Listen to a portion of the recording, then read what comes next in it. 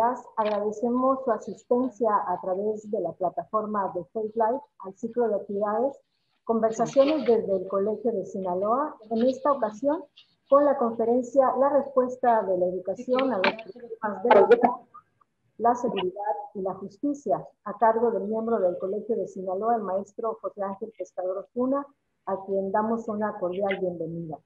Nos complace que también nos acompañen esta mañana el maestro Francisco Javier Lizárraga Valdés, secretario técnico de la Secretaría Ejecutiva del Sistema Estatal y Municipal Anticorrupción del Estado de Sinaloa, por sus siglas CESEA.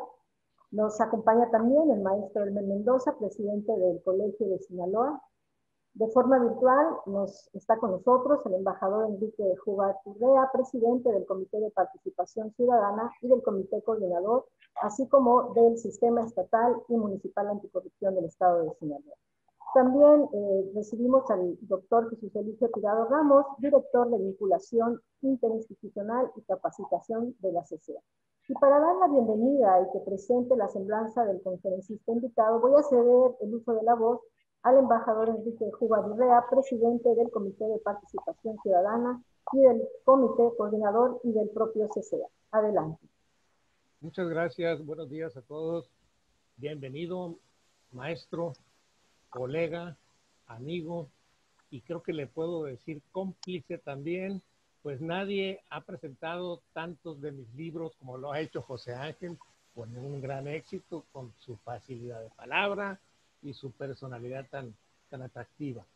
El maestro José Ángel Pescador Osuna es maestro normalista de la Escuela Normal de Mazatlán, en Mazatlán. Es licenciado en Economía por el Instituto Tecnológico Autónomo de México y es maestro en Educación y maestro en Economía por la Universidad de Stanford. Él ha recorrido prácticamente toda la estructura de la Secretaría de Educación, ha ocupado puestos como subdirector de presupuesto de la Subsecretaría de Educación Superior, director general del Instituto Nacional de Investigación Educativa, jefe de investigación en la Universidad Politécnica. Además, fue director general adjunto de Educación para Adultos, presidente del Consejo Nacional Técnico de la Educación, rector de la Universidad Politécnica Nacional, Pedagógica Nacional, discúlpenme, y subsecretario de Servicios Educativos y, por supuesto, secretario de Educación en 1994. Pero además es un hombre polifacético que ha participado en diversas actividades.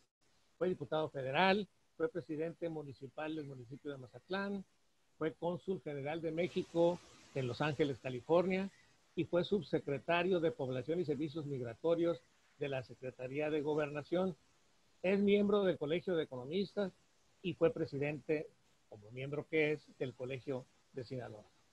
En 2010 recibió el nombramiento de coordinador estatal de la Comisión Estatal para la conmemoración del bicentenario de la Independencia Nacional y el centenario de la Revolución Mexicana.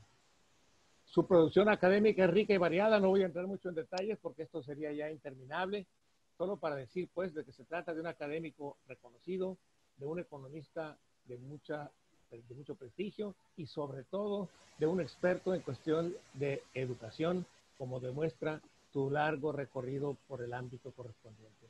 Bienvenido, José Ángel, te doy la palabra y estaremos atentos a tu presentación. Bien, muchísimas gracias al embajador Enrique Jugar Urrea, que nos ha presentado la semblanza del maestro Pescador. Y yo voy a invitar para que nos comparta su mensaje al maestro Elmer Mendoza, presidente del Colegio de Sinaloa. Muchas gracias, Trinidad. José Ángel, bienvenido. Pues miren,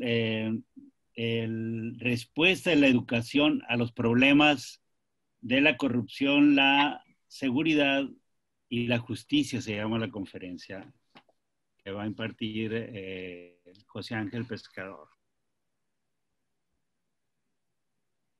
Sea una vuelta para ubicarnos en estos tiempos de perplejidad donde vivir realmente es un desafío y es un desafío cotidiano.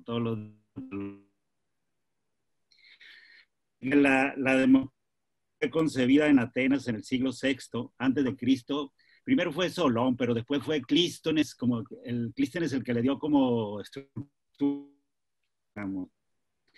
Y es un sistema que el gobierno que aún funciona, pues el gobierno, pero la democracia tiene enemigos muy poderosos. A 4 de ellos alude el título de la conferencia. El más fuerte enemigo de la democracia es la ignorancia, luego la corrupción, la inseguridad y desde luego la injusticia. Es decir, si no hay una educación adecuada dada por profesionales preparados, nada, los países no lo podemos. Por eso es la conferencia de José.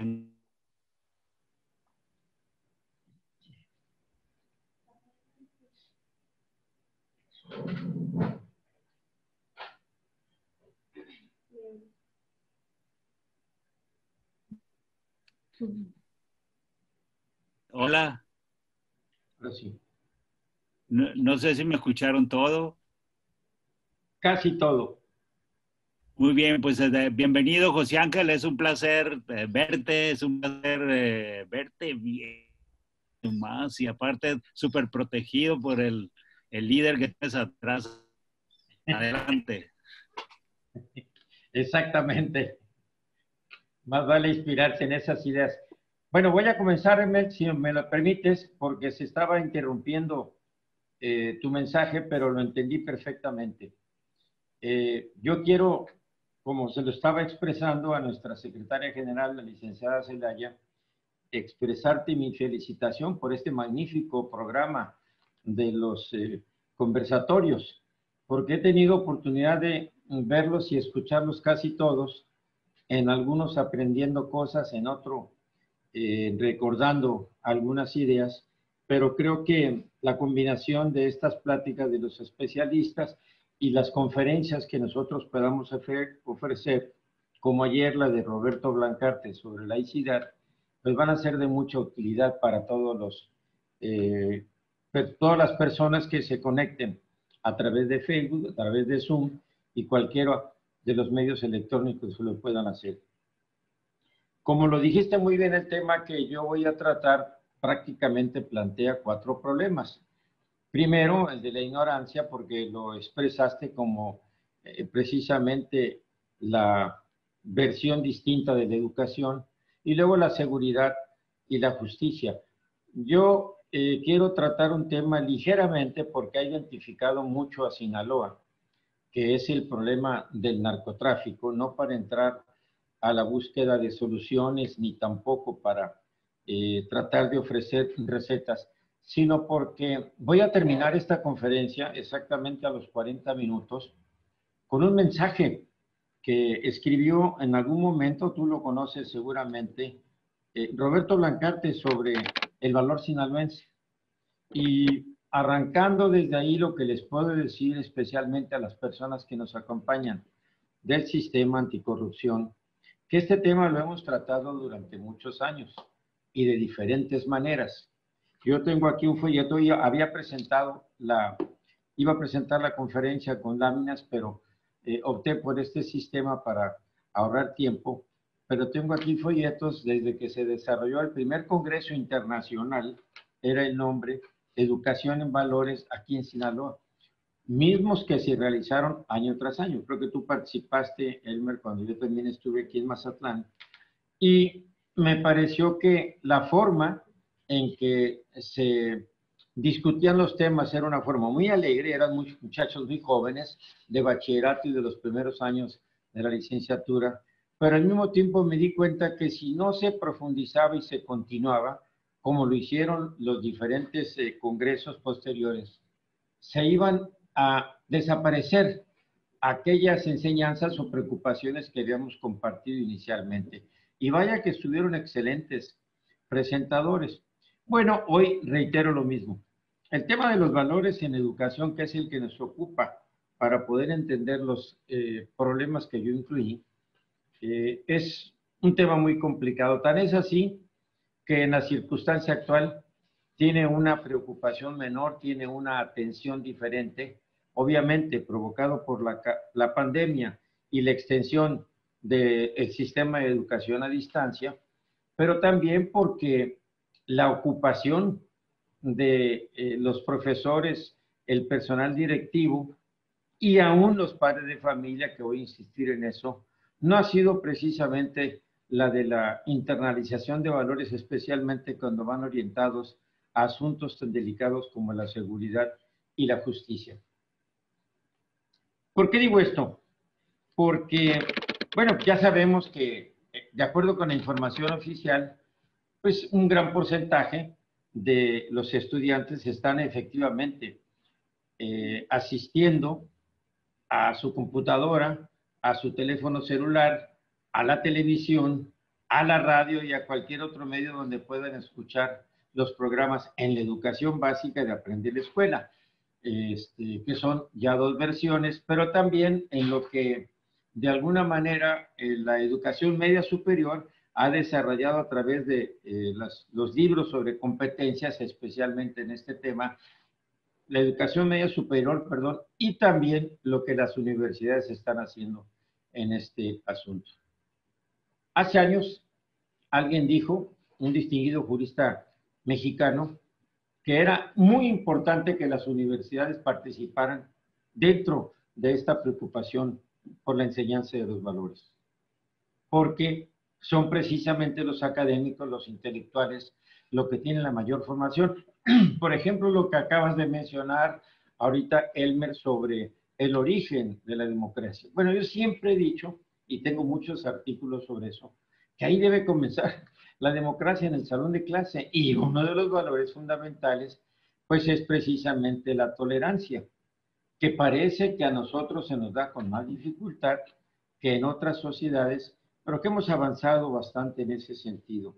También, pues cuando hablamos de los valores, siempre tratamos de que se conserve este sentido de laicidad que ayer planteaba Roberto, porque no estamos hablando de los valores religiosos estrictamente, que sí son respetables, como se conocen los valores de que la Iglesia predomina, ni tampoco, ni necesariamente lo que son otro tipo de valores que normalmente se incluyen en un esquema que puede ser muy amplio y que va desde la bondad, la belleza o la tolerancia hasta cosas tan complejas como el entender al contrario y tratar de encontrar el punto de acuerdo para resolver los conflictos.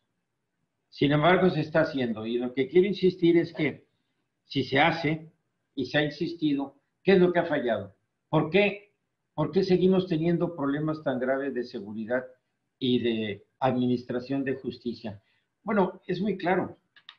Cuando estaba viendo yo los índices de los últimos años y cómo se ha modificado esta escala, me di cuenta que efectivamente hay algunos delitos que han disminuido significativamente, pero otros que dependiendo de las circunstancias del país y el contexto, se han agravado o han adquirido otra fisonomía. Vamos a poner un ejemplo que se conoce muy bien por los abogados y por los penalistas y por todo el mundo, que son los delitos que le llaman mayores, como la extorsión y el secuestro. Bueno, si ustedes ven las estadísticas de 1990 a la fecha, se van a dar cuenta de los cambios tan importantes, casi tan iguales como hemos visto las curvas de la pandemia. Pero hay otros delitos que son de un orden que no es menos complejo, como el robo en casa, como el robo de automóviles, como los asaltos, etcétera, donde sí se ha avanzado. ¿Qué pasó ahí? ¿Por qué esa distorsión? Yo insisto en lo que he escrito en muchos artículos para incluso los profesores, que son dos variables. Uno, muy importante, el contexto. La verdad es que sabemos, y eso todas las autoridades lo han dicho hasta el cansancio, es que la desigualdad y la pobreza que tiene el país explica mucho de lo que está sucediendo en la educación. Y es bien claro, desgraciadamente en los momentos actuales, y esta va a ser una preocupación muchísimo para el grupo que nos ha convocado del sistema anticorrupción, de que, como ya han vaticinado algunas personas, los resultados educativos de este año y el próximo posiblemente sean inferiores. Y eso ha motivado que algunos analistas digan, vamos a ser una sociedad de ignorantes, estamos perdiendo las posibilidades de la sociedad del conocimiento. No, lo que estamos haciendo es enfrentando un problema muy grave, que es el de los niños, un porcentaje muy alto, y los padres de familia, que no tienen los instrumentos tecnológicos para estar al día. Y lo estamos viendo ya en las pláticas. Yo he hecho encuestas muy pequeñas, pero las mamás y los papás, y hay varios que conozco que hablan con la verdad absoluta, se están manifestando en el sentido de las dificultades que esto implica. Y fíjense, ¿cuál es la preocupación que tenemos ahorita? Dicho por el propio secretario de Educación Pública y Cultura en el Estado de Sinaloa y por otras autoridades, la evaluación trimestral. Bueno, yo no me preocuparía tanto por la evaluación trimestral. Yo os propuse en un Twitter, ojalá que lo lean, que mejor hagamos una autoevaluación de los esfuerzos de los alumnos. Y ellos se van a dar cuenta, lo saben perfectamente. Cuando yo les he preguntado a los de primaria, de la tabla de multiplicar, cuando he visto el nivel de lectura de los niños de segundo año, y cuando les he preguntado a los secundarios, las ecuaciones de segundo grado, las explicaciones que se dan no son suficientes. La presencia de los coordinadores o de los auxiliares es muy limitada. No estoy diciendo que no funcione, al contrario. Yo creo que fue una magnífica decisión que en el país se encontrara una solución que pudiera darle respuesta a un sistema de 32 millones de estudiantes, más que toda la población de Centroamérica. Y había que dárselo desde preescolar, primaria. Bueno, esa es una razón, pues, que quiero insistir en la desigualdad y la pobreza. Tristemente, las estadísticas nos dicen por lo que está pasando en el país, yo creo que va a cambiar esto dentro de 3 o 4 años, que estamos aumentando los niveles de pobreza, medido con los criterios internacionales. La segunda razón, porque esa es una primera de contexto, es el propio funcionamiento del sistema educativo. Es decir, hace muchos años que me dedico yo a esto. Y la verdad he cambiado poco mi punto de vista, aunque como soy optimista, creo que siempre vamos a encontrar una ruta mejor. Pero cuando veo lo que está pasando con las universidades, cuando veo que está pasando con los centros de investigación, me da terror. Porque en las universidades, con sus investigaciones, con sus innovaciones, es donde van a surgir las cosas que van a modificar la educación. Y si esa la puerta la cerramos, cuidado. Y todas las universidades tienen escuelas de pedagogía, de educación o centros de investigación, como lo comentábamos. Pero ¿qué pasa en la educación básica? Apenas resolvidos un problema medianamente de la relación entre la autoridad educativa federal del país y el sindicato que ha permitido trabajar, y también la Coordinadora Nacional de Trabajadores de la Educación, que durante el presente ciclo escolar a distancia prácticamente no ha hecho ninguna manifestación, no ha tomado el zócalo, no ha interrumpido las labores, que pues en un momento llevaron a Oaxaca a estar en los menores niveles de los resultados de los exámenes. Yo creo que ahí pues tenemos mucho que hacer todavía, porque los profesores viven una situación muy inquieta, sin saber con claridad qué es lo que va a pasar, excepto, y eso sí, es la parte buena que tenemos y que hemos fortalecido, que hay un modelo educativo que al menos contempla los aprendizajes clave, las áreas prioritarias y sobre todo, y muy sobre todo, lo que es, ojalá para el año próximo ya esté bien instrumentado, la inteligencia socioemocional. Están ahí, pero imagínense ustedes un profesor como yo que estoy ahorita y va a tratar con cada uno de ustedes con las preguntas y va a tener que calificar y va a tener, porque las exigencias han sido muchas para los profesores y no menos para los padres de familia. Entonces, estos dos factores, primero, el contexto desigual, pobreza, el contexto educativo interno de los aprendizajes, de la situación del sistema que nos ha agravado más la pandemia, pues sí limitan las posibilidades de la educación. Y ahí entro en relación con la corrupción, porque si realmente queremos que la educación sea un factor, bueno, pues la educación debe estar perfectamente como en los países donde prácticamente no hay corrupción. Estaba viendo las estadísticas de todos los países de Europa, de los países de Asia, y es muy claro dónde nos ubicamos nosotros, incluso en América Latina. Pero de que tiene solución, lo tiene. Y yo creo que nosotros debemos seguir en esa insistencia y recuperar todo lo que ya hicimos en materia de educación en valores y especialmente orientadas para enfrentar el fenómeno de la corrupción. ¿Por qué? Porque hay muchas cosas ahí. Miren, el documento que circula, el sistema, es un documento muy valioso que trae los resultados de un foro.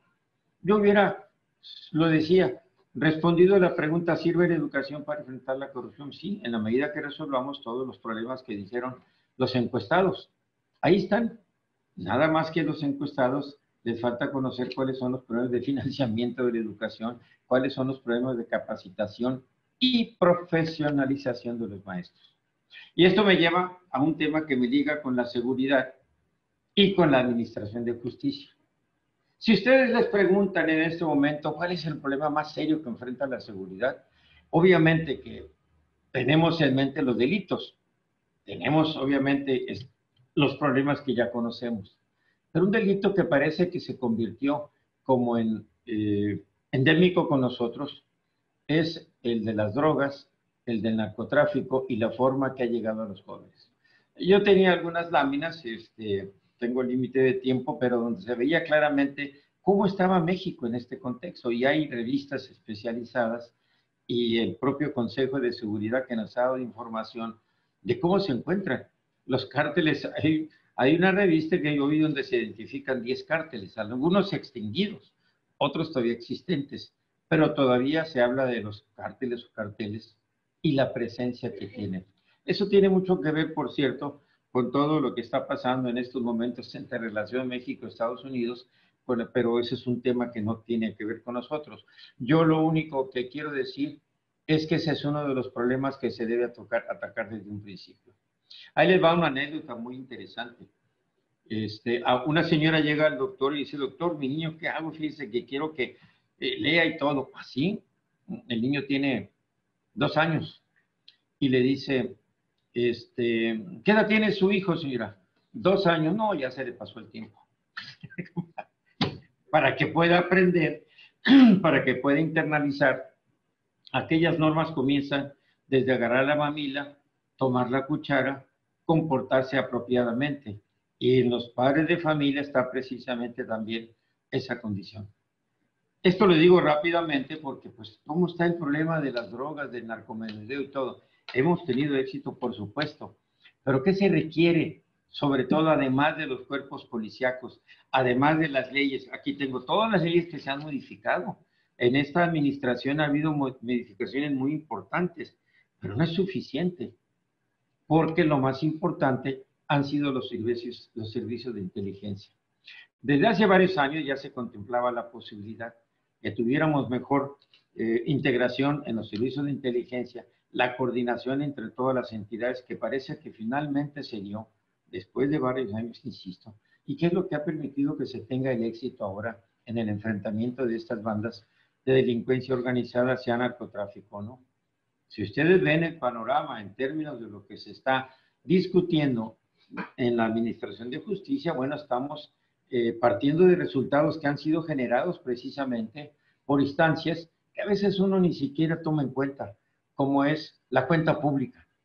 Fundamental, porque la cuenta pública lleva un retraso de poco más de 1 año, pero sin embargo es la evaluación que hace un órgano independiente, autónomo, de cómo están actuando las autoridades en los niveles que corresponde, que en este caso son los federales. Pero aquí en Sinaloa tenemos los nuestros, y en el municipio también tenemos el nuestro. Lástima que aquí en Mazatlán pues haya un enfrentamiento permanente entre la síndico procuradora y el alcalde, el presidente municipal. Yo creo que porque falta el entendimiento de qué significa ser síndico procurador, pero es al mismo tiempo ser procurador y administrador de justicia en el municipio. Bueno, paso a otro tema que me parece importante porque el tiempo nos está comiendo, que es el de la justicia o del cambio de las leyes. Estamos en un nuevo sistema que estuvo definido desde el año 2008 en las modificaciones que se hicieron. Viendo la cronología, de lo que han sido las leyes, los cambios a la ley de seguridad pública, la creación del consejo, etcétera, cómo se crearon las fiscalías en los estados de la República, todo esto, pues uno ve que son cambios que tienen, pues 10 años, en el mejor de los casos. Aquí en Sinaloa creo que ya completamos todo lo que son las salas penales, pero este sistema nuevo, que es el sistema penal acusatorio que se traduce en los juicios orales, está funcionando. Hay gente que lo cuestiona severamente. Yo creo que está funcionando y como lo mismo que dije de educación, que con los recursos escasos que se tienen, hay que hacer todo lo que sea posible. Entonces, en el caso del sistema penal está sucediendo exactamente lo mismo. Hay estados en donde no está fortalecido todavía la nueva estructura. Se comienza obviamente con la estructura institucional, pero se avanza a temas tan importantes como el de la capacitación y la profesionalización. Y todavía es común escuchar a los abogados que no conocen realmente lo que está pasando ahí. Y todavía es común escuchar cuestionamientos que porque ahora se abrevian los juicios y que porque ahora hay más condiciones para los delincuentes o mejores condiciones.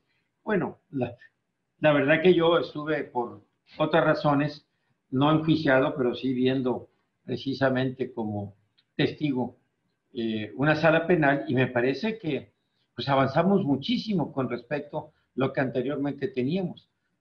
Cuando llegamos a la oficina del juez, después de asistir al Ministerio Público y encontramos un montón de expedientes y de carpetas y de papeles, no, ahora está el juez con la carpeta de investigación de la que depende mucho lo que va a suceder y que es finalmente quien va a tomar la decisión. Esto es bien importante considerarlo porque es nuevo. Nosotros nos vivíamos en esa tradición.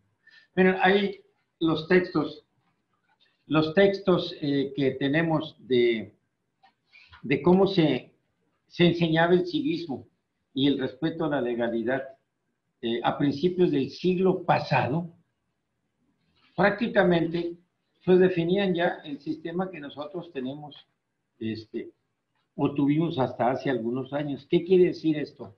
Quiere decir que duramos más de 150 años con el mismo sistema y que pues desgraciadamente tuvimos que modificarlo para adaptarnos a las circunstancias. El lenguaje común es para ser más competitivos y para poder estar a la altura de los demás países. Bueno, ya estamos en esa ruta. Pero investiguen un poco ustedes. No crean que yo lo hice porque soy investigador, no. Porque me enfrenté a esa situación y vi cómo funcionan los agentes del Ministerio Público y vi la capacitación que tienen los investigadores que realizan o que integran la carpeta y vi cómo se presentan ante el juez. Entonces, ahí puede haber muchas fallas. Tenemos que corregirlas. La pregunta fundamental, ¿está capacitado todo el personal que está trabajando en este nuevo sistema? Que debe comenzar con la policía, con el elemento preventivo que tenemos, porque nosotros lo que nos interesa es prevenir el delito. Obviamente proteger también a la ciudadanía, porque la preocupación es la paz. Esa es la búsqueda de cualquier sistema apropiado de justicia, y luego de la paz, del bienestar.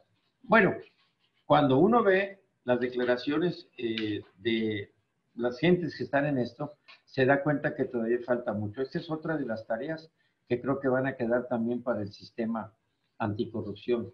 Si la primera que mencionaba yo es que tienen que observar todo lo que dicen los padres de familia en esa encuesta, y les digo porque en esa encuesta participó México, si se fijan, con otros 16 países, y bueno, en la escala de los 16 países, en términos de la admisión de lo que es el valor y de lo que son las conductas apropiadas, nos vamos hasta los últimos 3, si mal no recuerdo. Lo pueden revisar, esta encuesta se hizo por un organismo internacional. Hay una tarea importante que se define para que estemos cercanos a educación y tomadores de decisiones. La otra, esta que estoy comentando, pues es precisamente la de definir los procedimientos adecuados de la capacitación. En alguno de los textos que yo leía precisamente de lo que están haciendo las academias, etcétera, hablan mucho del procedimiento de preparación en cascada. Miren, yo eso lo conozco desde hace 50 años. Yo lo que les puedo decir que puede ser bueno, pero hay mejores alternativas. Y no tenemos tiempo ni recursos para hacerlo ahorita. ¿Por qué ha fallado todo el sistema de la policía municipal? ¿Por qué ha fallado? Bueno, aparte de lo que se usa del detector de mentiras, acuérdense que hay un examen de confianza. Muchos no lo presentaron, muchos no tuvieron la calificación apropiada, pero lo cierto es que de todas maneras tenemos que perfeccionarlo. Bueno, entonces ya tenemos en términos de la Administración de Justicia los dos objetivos fundamentales: la capacitación y profesionalización y la tipificación de los delitos para que hagamos mejor uso de la coordinación de los sistemas de inteligencia. Mientras mejores servicios de inteligencia se tengan, pues yo creo que ya lo estamos viendo los resultados. Por eso digo que soy optimista. Y en términos de educación, que es el campo que a mí me corresponde precisamente, bueno, ya tenemos un marco muy apropiado. Las modificaciones a la Ley General de Educación, el Programa Nacional de Educación, yo tengo aquí todos los componentes fundamentales, y el programa sectorial. Ahí está lo que hay que hacer. Nada más que el problema fundamental que vamos a tener en este sentido es que las leyes no se conocen. Ahí está una tercera tarea. Bueno, ya les dejé 3, si quieren yo les ayudo en alguna de ellas, voluntariamente, que es el de la discusión de las leyes en educación. Miren, se tomaron decisiones muy importantes, algunas no tan apropiadas, tengo que decirlo yo porque se cerró simple y sencillamente un conjunto de oficinas y de instituciones porque el titular del Ejecutivo tenía otras consideraciones en el sentido presupuestal que pueden ser muy válidas, muy válidas. Nadie puede negar la importancia de las becas, nadie puede negar la importancia de los fondos para las personas mayores, pero yo creo que a veces se tomaron decisiones que no fueron precisamente las más apropiadas.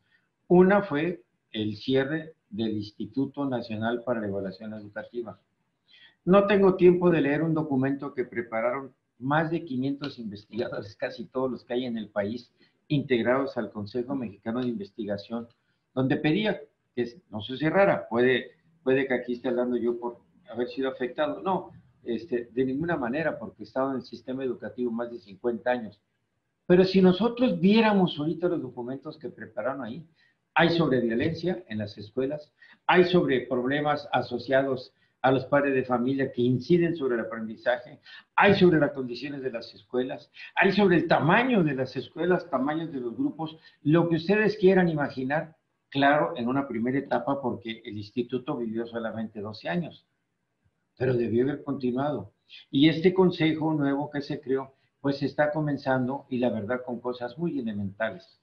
Creo que pueden ser superadas fácilmente por cualquier estructura a nivel de los estados, pero ahí entramos en otra bronca, porque el federalismo que tenemos es tan limitado que no impide que los estados puedan trabajar con mayor libertad. Ese es el problema que tenemos ahorita con los 10 federalistas que se quieren separar del pacto federal. No se pueden separar del pacto federal porque eso es constitucional, pero sí pueden decir, ¿sabes qué? Yo ya no quiero las transferencias y las aportaciones.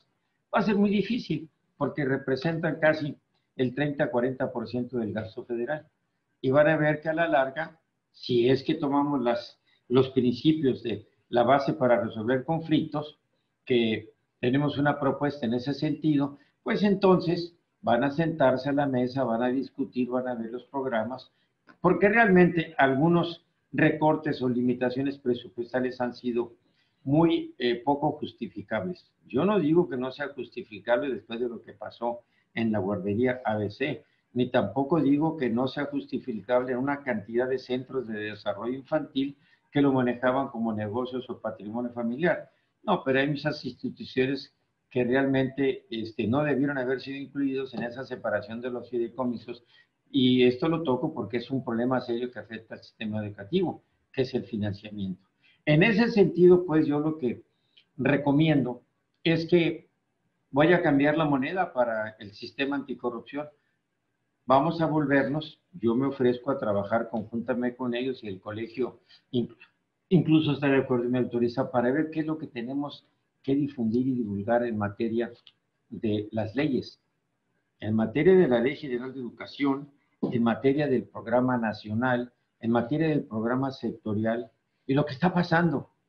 Hay dos problemas fundamentales, con eso quiero terminar si me da tiempo, que quiero subrayar, además de los que ya mencioné, porque puedo hablar mucho sobre el financiamiento y sobre la federalización y sobre dos problemas fundamentales. Uno, que se menciona con mucha frecuencia, que es el de la impunidad. ¿Qué es más grave, la corrupción o la impunidad? Es como decir, ¿qué es primero, el huevo o la gallina? Bueno, yo pienso, quizás es una manera muy rara, que es la impunidad.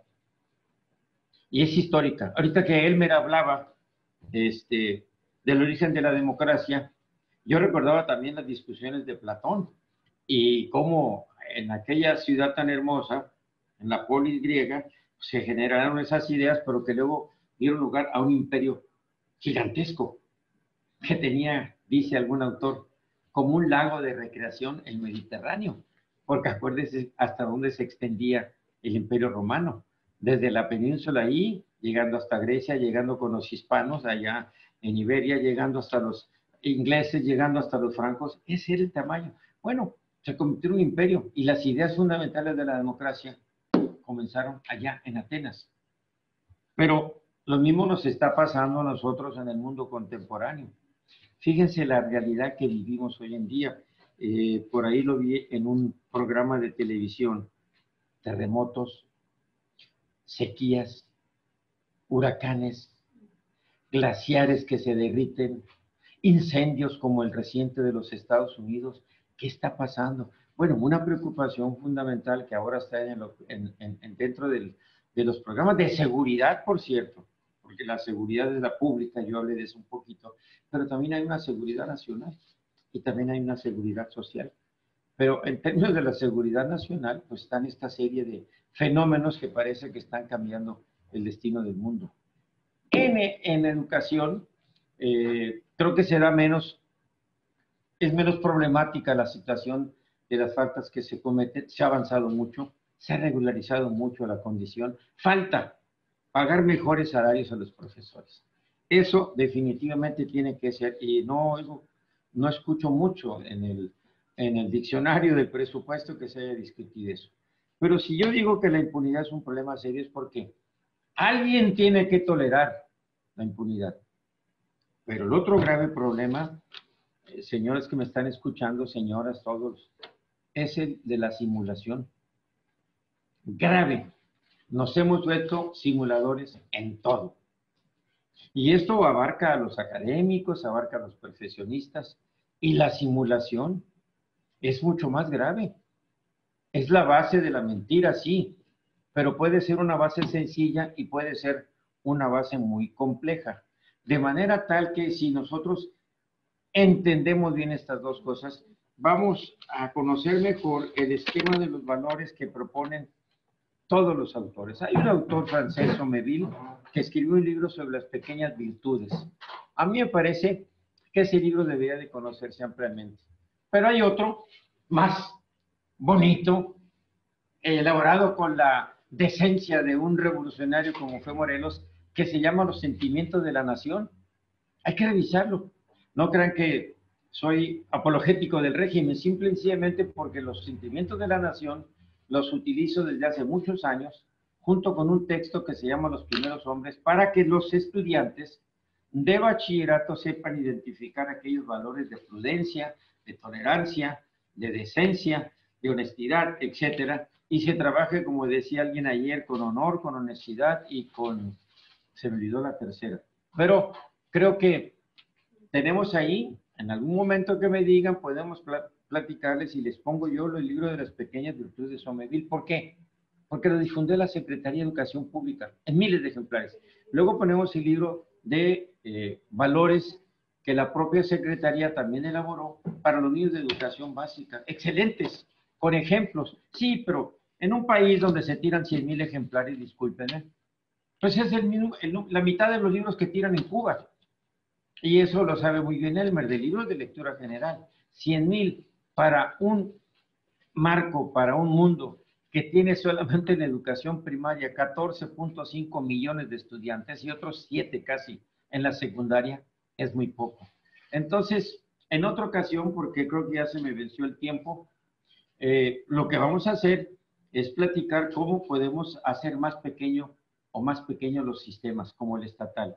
Yo tengo mucho reconocimiento para la Secretaría de Educación Pública y Cultura aquí en el Estado, porque siempre ha respondido el secretario a algunas sugerencias que le hemos presentado, no siempre como políticas, y lo que me interesaría es que en un momento se pudieran convertir en políticas públicas. Y esa es otra tarea para el sistema anticorrupción, que lo que propongan, lo que escuchen, lo que les digan, tenga la viabilidad para convertirse en una política pública. Si no se convierte en política pública, no va a tener éxito, ni en el Estado, ni en el gobierno federal. Obviamente ni en otras instancias. El tema que tocaron al principio de la participación de familia en la exposición del maestro Francisco es fundamental. ¿Saben desde cuándo lo tenemos en la ley ya formalizado en términos de funciones? Desde 1993 se habla todavía de la sociedad de padres de familia. Y yo les digo una cosa, conociendo cómo opera la sociedad de padres de familia, ahora que se van a entregar recursos a ellos para el mantenimiento de las escuelas, va a haber muchos problemas. Las sociedades de padre de familia siempre han sido muy manipuladas, muy controladas por grupos pequeños. Entonces, ahí es donde se debe inyectar la democracia, porque ahí debe comenzar en el salón de clase y tenemos sugerencias al respecto. Pero en la ley de 1993 y se retomó en la nueva ley que aprobó este gobierno, se habla mucho de la participación social de los padres de familia, cosas muy útiles, cosas muy prácticas para la escuela, que además van a permitir que la escuela se abra. No sé si ustedes se han pasado por algunas escuelas que tienen hasta cadenas en las puertas por la seguridad y que establecieron el modelo de la mochila segura y la vigilancia, etcétera. Bueno, los que participaban activamente los padres de familia, pero los padres de familia se cansaron, como se van a cansar de estar resolviendo las tareas de los alumnos. Cada que llegan los folletos que les mandan los maestros, el sistema es muy interesante, pero es muy complejo, entonces pues vamos a tener que pasar. Bueno, yo hasta me pasé un poco, pero para cumplir con los tiempos, estoy a sus órdenes para todas las preguntas, comentarios que gusten hacerme. Muchas gracias. Muchísimas gracias al maestro José Ángel Pescador. Nos ha ofrecido un panorama amplio sobre el ámbito educativo en esta vinculación social, la necesidad de fortalecer un modelo educativo en valores, así como todos estos problemas que él nos mencionaba en torno a la corrupción, la seguridad y la justicia. Y a continuación, y precisamente para dar espacio a la ronda de preguntas, voy a dejar con ustedes a la licenciada Eidy Vega Gagiola. Ella va a moderar todas las preguntas que ustedes nos estén vertiendo por vía chat de Facebook. Adelante, licenciada Eidy Vega Gagiola, y el titular de Asuntos y Procedimientos Jurídicos del CCEA. Muchísimas gracias. Maestro José Ángel Pescador tiene una gran audiencia en Facebook. Están conectados de diferentes partes de la República, de Baja California Sur, de aquí del estado de Sinaloa, de los diferentes órganos internos de control, Culiacán, Mazatlán, Mocorito, Escuinapa, de Salvador Alvarado, del SATES, de COBAES, Procuraduría Fiscal, del Congreso del Estado, del Instituto de Investigaciones Parlamentarias, Biblioteca, también desde Phoenix, Lorena Insunza, del órgano interno de control del Congreso del Estado, y le manda a saludar Fernando García Sáiz, Ángel Sergio Villanda Tondo. Es muy buena su charla, es un excelente tema y es un placer escucharlo. Una de las preguntas es de quién es Las Pequeñas Virtudes, de parte de Juan Lizárraga Tiz.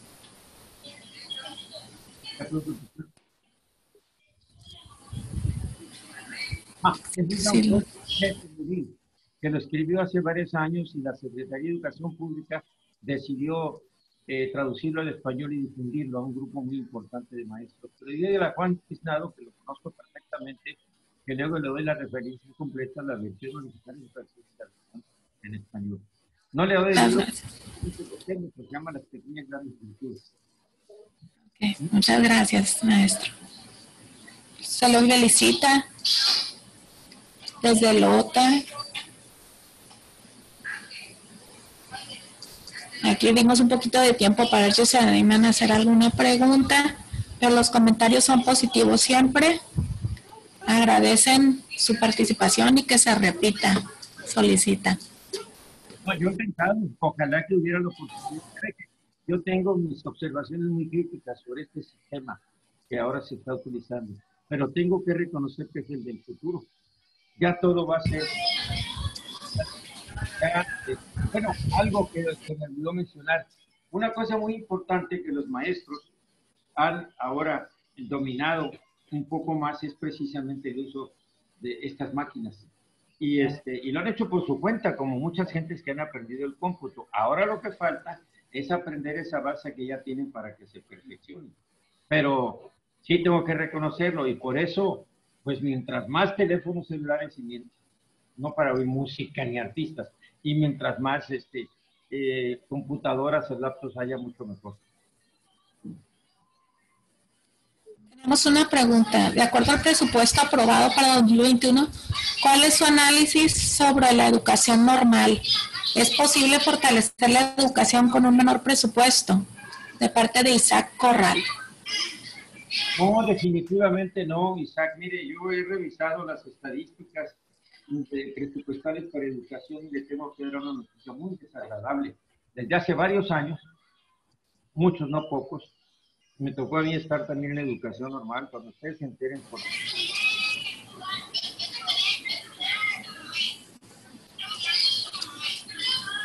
Decía, yo he visto esto, el presupuesto de este año es raquítico, pero hay dos áreas que siempre han estado castigadas, y siempre dije, no ahorita, cuando yo era funcionario de alto nivel, que deberíamos preocuparnos más por la educación normal, porque es la formación de los maestros, y por la educación de los adultos.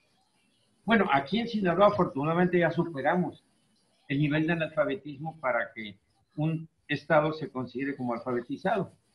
Eso es un gran logro. Ahora falta la primaria y la secundaria para los adultos, y creo que ahí se avanzó mucho, pero hay todavía que modificarlo y se requieren de muchas investigaciones en el currículum. Muchas gracias, doctor. Tenemos otra pregunta. Permítame. ¿Deberán incluirse temas específicos anticorrupción en las aulas de primaria y secundaria?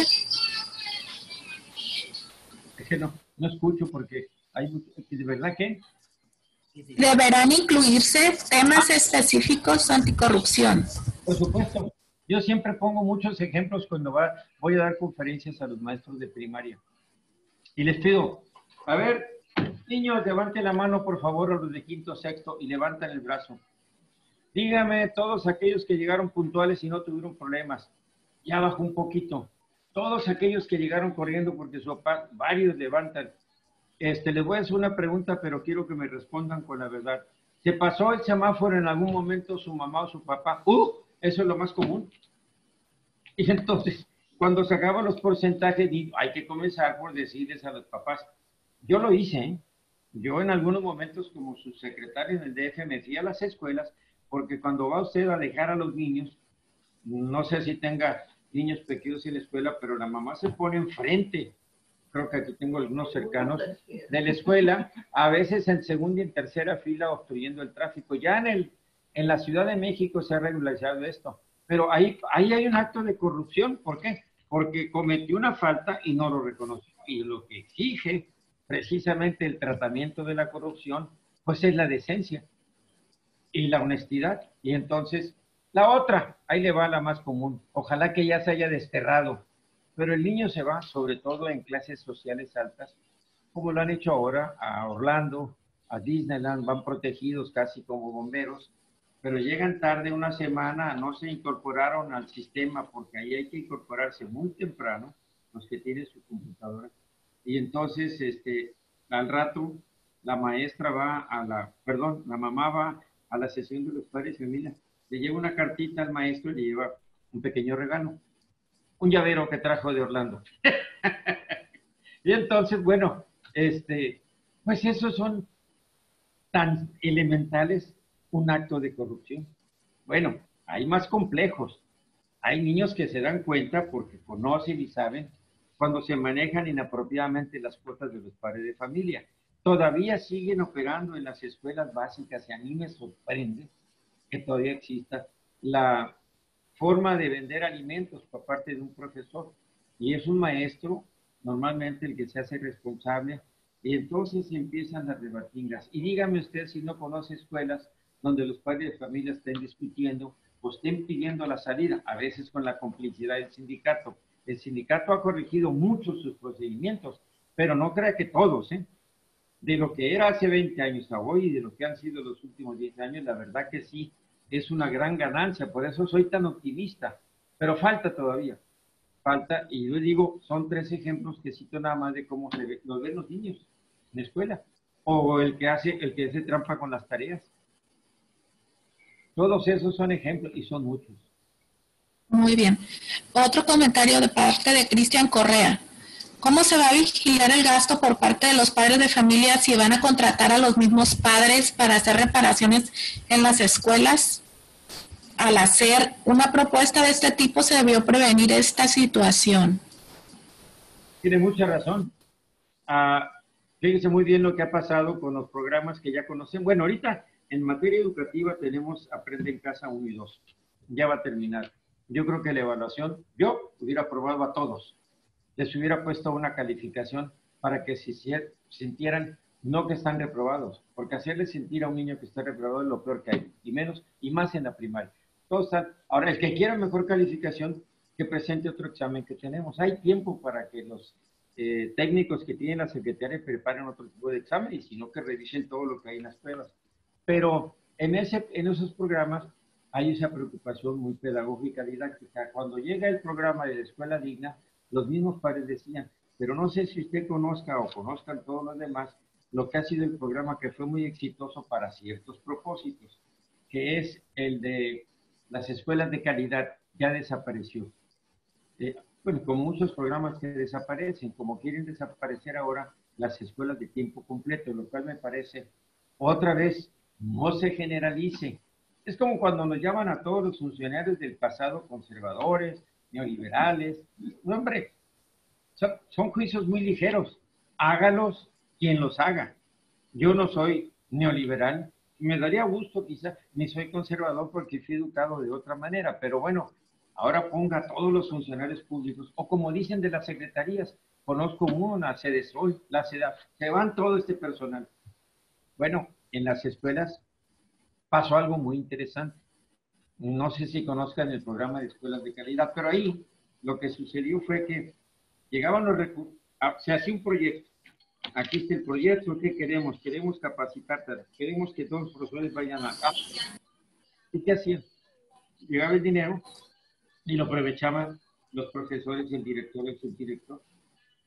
Qué bueno, porque iban a ser los multiplicadores. Yo tuve un elemento común todavía. Alguno fue presidente municipal aquí en Abolato, lo pueden buscar. Otro fue, creo que, secretario del Ayuntamiento de Salvador Alvarado. Muchos maestros que con esos apoyos estudiaron sus maestrías y sus doctorados.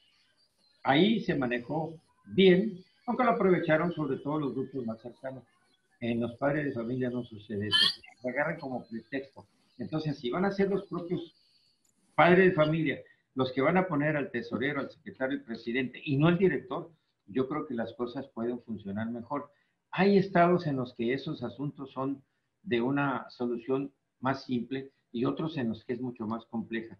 Yo creo que aquí en Sinaloa no va a haber tanto problema, pero sí se tienen que manejar así, porque es una filosofía del presidente, y no creo que es mala, de que los beneficiarios reciban los recursos.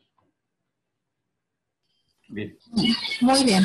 Otro comentario es, ¿qué opinión le merece que para el 2021 desaparecen del presupuesto federal el programa de atención educativa de la población migrante? Imagínense, yo fui subsecretario de Población y Asuntos Migratorios. Me parece verdaderamente pues una decisión muy equivocada. ¿Y sabe por qué? Porque también hemos distorsionado el concepto de migración y el concepto de las gentes que van en búsqueda de buenas oportunidades. No, yo lo que hubiera propuesto, si van a reducir el presupuesto, bueno, que una parte de los 30,000 millones de dólares que mandan nuestros paisanos allá se pudiera aprovechar para los programas educativos. ¿Y sabe por qué? Porque ya tuvimos un programa para niños migrantes que abarcaba México y Estados Unidos, porque ya tuvimos la cartilla, los rendimientos académicos con cual usted podía venir de una escuela de Long Beach e instalarse aquí en la escuela José Ortiz de Domínguez en Mazatlán, frente a su casa, mi casa. Porque ya no hemos tenido. Lo que pasa es que se desconocen, hay tantas cosas.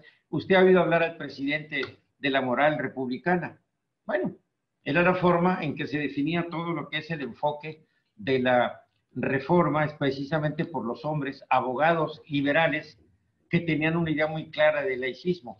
Le digo algo, ahora que están hablando de la cartilla moral, están retomando viejas ideas como la de Alfonso Reyes. Entonces, ¿por qué desaparecer? Yo estoy de acuerdo que desaparezcan aquellos fideicomisos y programas donde los recursos no se manejaban correctamente, y había muchos. Pero estoy más de acuerdo en que toda la gente que está involucrada en el asunto de Pemex y en los asuntos delicados se presenten, porque si eso no llega a hacerse, quién sabe cuál va a ser la fotografía que vayamos a tener a principios del año próximo. Pero no, ese es un programa, claro, si usted lo piensa que porque les estamos dando, como dijo una vez el comisionado de migración, que no tenía ni la menor idea de lo que estaba haciendo, es que no puedo dar, estando dando de comer a los extranjeros, a los migrantes, sí se puede. Por eso hay un programa incluso internacional que tiene las Naciones Unidas que se llama ACNUR y que nosotros le llamamos aquí Comisión para Asistencia a Refugiados, COPAR. Ahí no solamente les dimos de comer ni los ayudamos en educación, prácticamente se crearon las ciudades. Y pregúntele a los ciudadanos de Campeche y de Quintana Roo cómo vivían estas personas, que algunos llegaron luego a ser inmigrados y otros todavía a adquirir la ciudadanía. Eso lo sabe muy bien mi compañero Enrique Huber. Él sí es un experto en muchas de estas cosas y otras. Muchas gracias, maestro. Pues respetando el tiempo, me gustaría cerrar con un comentario de parte de Guillermo Macías Valenzuela y disculpar por no poder leer el resto de las preguntas, ojalá se las podamos hacer llegar a usted. Le voy a pedir un favor, entréguele todas las preguntas, si hay algunas, porque siempre es lo que hago, déjeselos ahí a la licenciada Celaya, que es nuestra muy eficiente colaboradora, en la que se claro que sí. Y yo con mucho gusto la respondo, y si tienen algún correo, pues mejor. Muy bien. Que coincide enormemente con usted sobre que la capacitación y profesionalización del quehacer de sus funciones en el personal de las diferentes instancias ejecutoras de las políticas públicas en nuestro estado abonaría a disminuir muchísimo la impunidad en el combate a la corrupción y lo felicita por su clara y concreta exposición. Me permito entonces cederle el uso de la voz, Trinidad. Gracias. Muchas gracias. No, bueno, pues ya vimos, maestro, ha compartido la licenciada Eddie Vega Gaxiola una serie de preguntas, el resto pues se la harán llegar, y ha sido muy, muy interesante ver cómo oscilan las cuestiones que a la gente le llaman su interés de forma particular. Y bien, para que ahora nos acompañe en la entrega del reconocimiento, su mensaje y la clausura de esta videoconferencia, le voy a ceder el uso de la voz al maestro Francisco Javier Lizárraga Valdés, el secretario técnico del Sistema Estatal y Municipal Anticorrupción del Estado de Sinaloa, para que nos acompañe y cierre esta actividad. Licenciado, estamos haciendo el formato y tú después lo vas a llenar con texto. ¿Sí me escuchó? Un minuto. Mire, quería mencionar dos cosas. En primer lugar, hace unos 10 años, él me lo recordará muy bien, venía regresando de un viaje a Francia y nos dio una recomendación a toda la sociedad que creo que vale la pena recordar. Nos dijo a todos la conferencia, en esto lo que hay que hacer es perder el miedo. en el problema que teníamos, y no se compara con el que tenemos ahora, aunque la pandemia lo complica, se refería a la violencia. La violencia tiene respuesta y lo acabo de ver en Europa, donde la gente está tomando las calles, es cierto, aquí se perdió. Y la otra muy importante es lo que dijo un gran filósofo, quizás a lo mejor bien influenciado por él, que es Albert Camus, que dijo, ¿saben qué? Para poder cambiar las cosas y avanzar en el proceso democrático, se requieren básicamente seguridad, perder el miedo y fundamentalmente la indolencia. Y yo le he agregado siempre, porque lo utilizo con mis compañeros de trabajo, miren, aquí lo que se requiere es disciplina, y lo mismo van a tener que hacer ustedes. Y la disciplina es física, porque tienen que tener la puntualidad como un requisito a los niños. La disciplina también tiene que ser mental, porque hay que, por ejemplo, como Juan que me preguntó, mañana mismo le digo todos los valores que trae, pero también es una disciplina espiritual y moral. El presidente de la República le llama moral.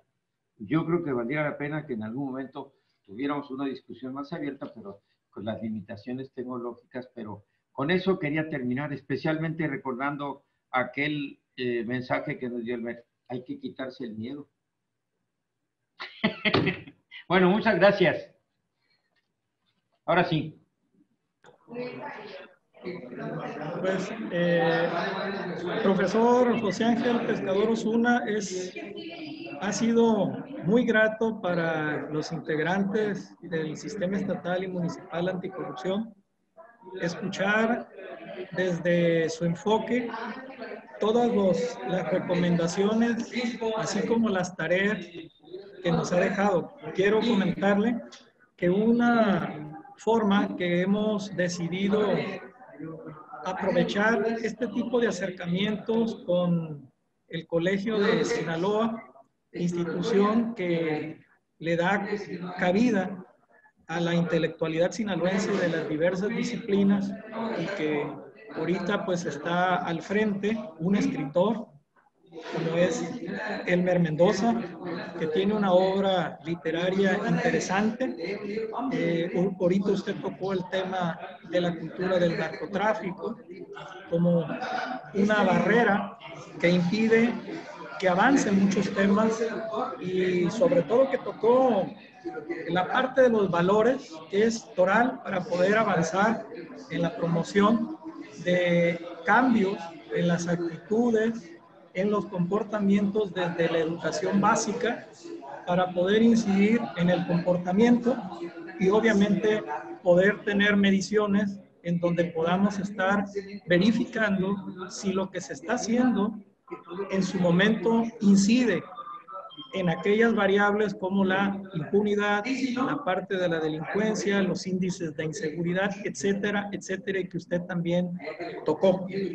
Esas pequeñas virtudes que usted toca en un libro, que esperemos que nos los haga llegar en fotocopia o de manera electrónica, porque lo vamos a difundir y lo vamos a poner en nuestra página para que sea descargable a todo el que esté interesado en el tema. Créame que todo lo que usted nos está comentando, vamos a hacer un análisis, así como también el doctor Diego Valadez nos hizo unas recomendaciones, y también se propuso para su interés para poder escuchar a los integrantes del Sistema Estatal Anticorrupción. Lo vamos a hacer. Nada más que necesitamos organizarnos para darnos ese tiempo para que el doctor Valadez nos hable, y también lo vamos a invitar a usted cuando tengamos la parte que tenga que ver con el tema educativo, en esa parte que usted de manera tan prudente y tan generosa nos ofrece. Hablar de disciplina física, mental, espiritual, yo creo que es retomar los orígenes de una educación que desde el profesor Vasconcelos nos planteaba, un hombre que le apostó precisamente en sus propuestas de política pública cuando crea la Secretaría de Educación Pública, y él, aún con los problemas de comunicación del país, edita una obra literaria de los clásicos donde el mula, si era necesario, había que ir, y esa era el arma con la que había que combatir, como usted lo empezó, de la ignorancia. Y creo que los círculos de lectura La promoción de valores yo creo que es la clave para poder empezar a transformar las actitudes de una niñez que pronto van a ser los jóvenes y los adultos quienes tendrán que tomar la bandera de los destinos de nuestro estado y de nuestro país.